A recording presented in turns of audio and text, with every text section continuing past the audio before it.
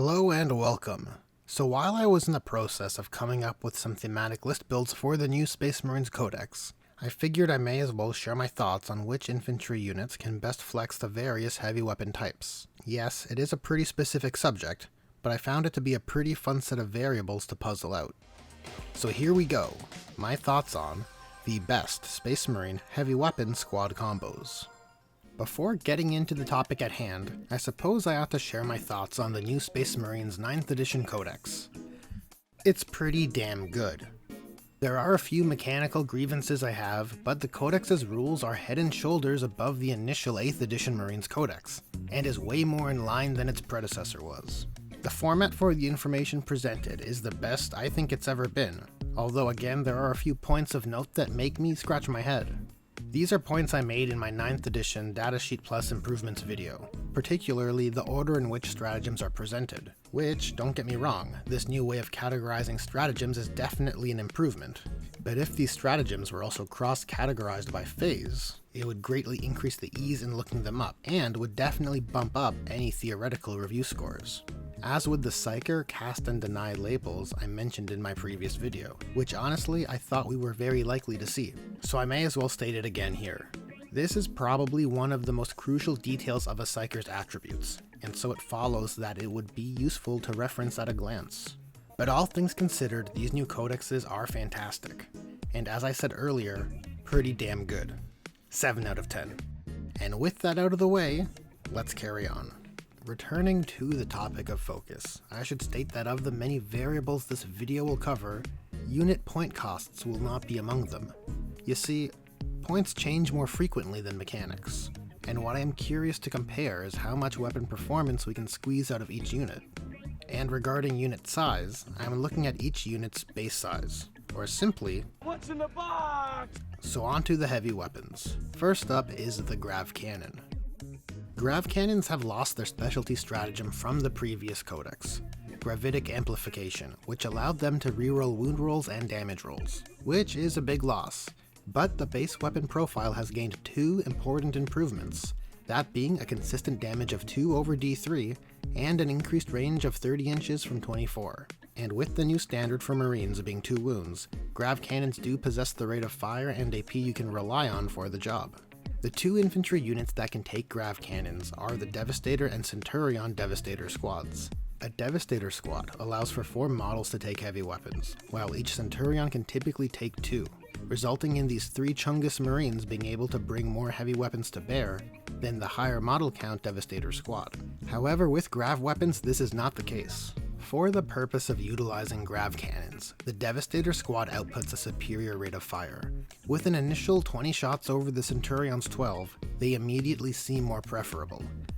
That is not to say the Centurions have no redeeming qualities. They have abilities the standard Devastators do not. They have superior defensive stats, and they have a chassis with supplementary weapon systems. But as it pertains to flexing Grav-cannons, the standard Devastators take the cake. Plus, their utility can be further bolstered by the drop pod, allowing you to bring them down safely where you want in your turn 1 reinforcement step, which is an important distinction since the Devastator Doctrine will grant them that sweet bonus to their AP. Bonus bit for Grav-cannons. Iron Hands flexing Grav weapons is a concept I adore, and since their doctrine gives them both rerolls of 1 for heavy weapons, and the ability to ignore the move with heavy weapon penalty, the drop pod for them is a no-brainer. Heavy Bolters. The Heavy Bolter is the classic Space Marine heavy weapon, and the improvement to 2 damage really helps sell its position. Like with the Grav-cannon, being a 2 damage weapon does make it a candidate for targeting Marines, but the base AP of -1 is less than ideal for units which typically have a 3-up save characteristic. However, the niche I find for Heavy Bolters is in the Devastator Doctrine, which bumps it up to AP2. Which positions the weapon almost perfectly for specialist Marine units which have invulnerable saves. Units like Possessed and Rubric Marines, since it's just enough AP to force their invulnerable saves. The 2 units that can wield Heavy Bolters en masse are again the 2 Devastator squads, but this time the Centurions are able to hold 2 Heavy Bolters each, bringing their output of shots to 18 versus the standard Devastator's initial 15, which drops to 12 post-Cherub. So as far as rate of fire goes, this time the Centurions edge out the standard devs. I especially prefer Centurions as their ability to remove the benefits of cover against their targets synergizes with those specialist marines with invulnerable saves mentioned earlier. And as an added bonus to that, the Centurion missile launcher is a blast weapon with a profile that is well suited to that task. Heavy Flamers. Well, to be honest, there are no dedicated Heavy Flamer infantry units. At best, Sternguard veterans can take 2 Heavy Flamers with the remaining squad members taking Combi Flamers. So I guess I may as well use this segment to talk about Flamers in general. The improved range to 12 inches is huge. In addition to making units more functional, it also means units can arrive from reserves like Assault Marines with Flamers and actually use their weapons. Wowee! Who would have thought it would be so pleasing to be presented with logical rules? On the topic of aggressors and the loss of both of their abilities, yeah, it's a nerf for sure, but GW seems to want to restrict the ability to fight and shoot twice in 9th edition, which is ultimately better for game balance, a sentiment I support. Where this leaves aggressors, they are still a unit with a way above average rate of fire. Removing Firestorm means they are no longer encouraged to stand still, and losing Relentless Advance is, yeah, it's a loss for the Boltstorm variety. But it was also an ability that the Flamestorm gauntlets couldn't leverage, and therefore made 50% of the aggressor's loadout counterintuitive to its ability set. Altogether, these changes mean aggressors can be more aggressive without hampering their damage output. And while the Flamestorm aggressors still have a reduced range compared to the Boltstorms, they can advance and fire their weapons as an option if they are desperate to make up that difference. And as an added bonus, flat damage 2 Power Fists are awesome. Lascannons. The laser cannon hasn't received any changes in 9th edition. It remains a heavy one-shot weapon which will wound all but the toughest vehicles and monsters on 3s, and will shred through armor in the Devastator Doctrine at AP4, dealing d6 damage. Again, the Devastators and Centurions are the 2 units which can take dedicated Lascannons, but to me there isn't a clear winner. The Devastator squad is probably the unit you would want to deploy in your back lines to get the most of the Lascannon's superior range. But with each Centurion carrying 2 Lascannons, they have a better rate of fire at 6 shots versus 5, dropping to 4 post-Cherub. And with the low rate of fire, the Omniscope ability has an increased value.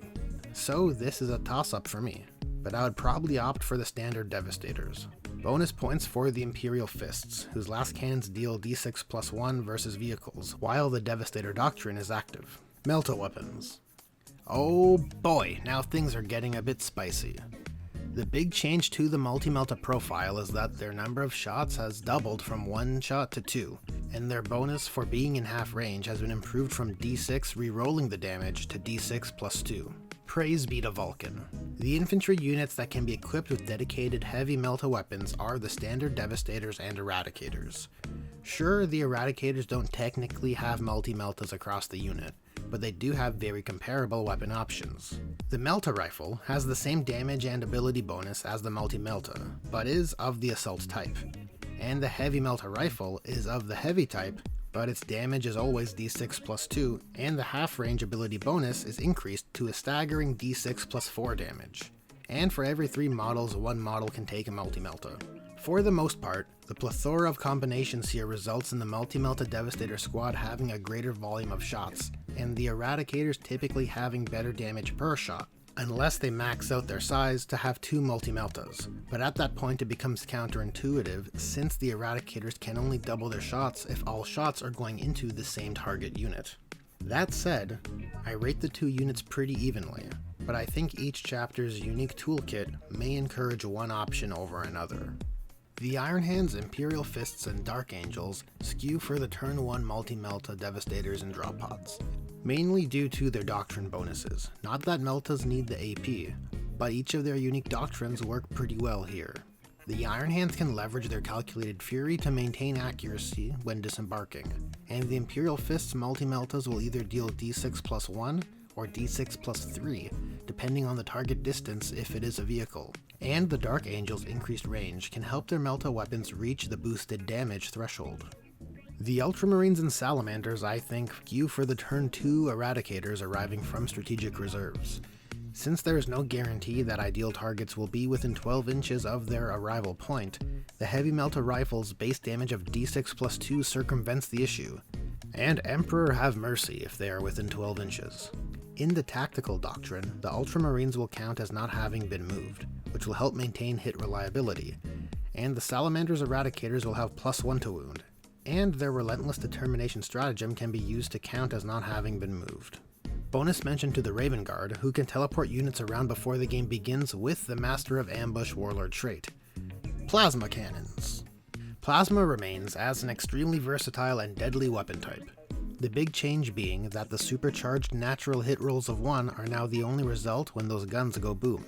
Due to the plasma cannon being a blast weapon, it shifts it towards the same category I find grav-cannons to occupy, that being a weapon ideal for resilient objective-holding infantry units, where you want a good rate of fire, decent strength and AP, and between 2 to 3 points of damage. The only close comparison I could find to plasma cannons are the plasma exterminators wielded by Primaris and Scepters. They do have a much shorter range, and they are assault rather than heavy type, but they do have the blast ability, and their plasma profiles are similar. Similar to Centurions, they have a greater rate of fire since each model has 2 weapons. And as a jump pack unit which can fly, you can deploy them behind obscuring terrain, and fly them towards a suitable position when ready, or if you suspect you will need a hard turn 1 countermeasure. And combined with their ability to arrive from reserves, it gives them the edge in my mind.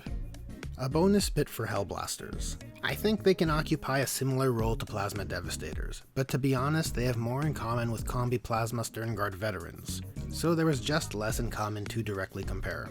Also, with how the new Codex changed the Hellblaster Assault and Heavy profiles, similar to how a certain someone pointed out, I figured now would be a good time to weigh in on them. Heavy Hellblasters, while certainly more valid, I think remain slightly odd. Theoretically, their rate of fire, to wound rate, to damage potential seems a bit off, although we can take solace in that it's an improvement from what it was, since we can now at least justify an increased damage potential per shot, along with a better wound rate versus tough targets. Personally, I would have preferred either Heavy 2 with the same damage profile as the standard Incinerator, but without the plasma weapon ability on the supercharge, or the same quantity of shots we have, but with the supercharge profile going to strength 10. Simply put, it would be great if a heavy plasma incinerator could wound heavy infantry on 2s, especially when heavy infantry often have invulnerable saves, and heavy plasma incinerators have either half or a third of the rate of fire compared to the other options. And on that note, the Assault Plasma Incinerator has a great looking profile as it pertains to light and medium power armored infantry. Sure, compared to the alternative supercharged profiles, you are wounding marine equivalents on 3s instead of 2s, but the increased rate of fire is pretty stellar here, and the standard profile maintains just enough strength to still wound toughness 3 targets on 2s. Which, perhaps I should clarify, makes for an excellent option against elite Xenos infantry. And now a quick note on missile launcher dedicated infantry squads. The only option here is the standard Devastator squad, so they win the top spot for the flexible anti-tank and anti-infantry heavy weapon. Well, that's a wrap on this one. Thanks for watching. These were my thoughts on heavy weapon infantry combinations, as well as a few miscellaneous thoughts on the new Codex as well. I hope you found this video enjoyable and interesting, and if you have any questions or comments, please feel free to drop them down below. So, if you enjoyed this video, there is a like button, and if you want to help this channel grow, there is a subscribe button. There is also a bell button and a share button, so press the buttons you want to press. Thanks again for watching, and I will hope to see you guys in the next one.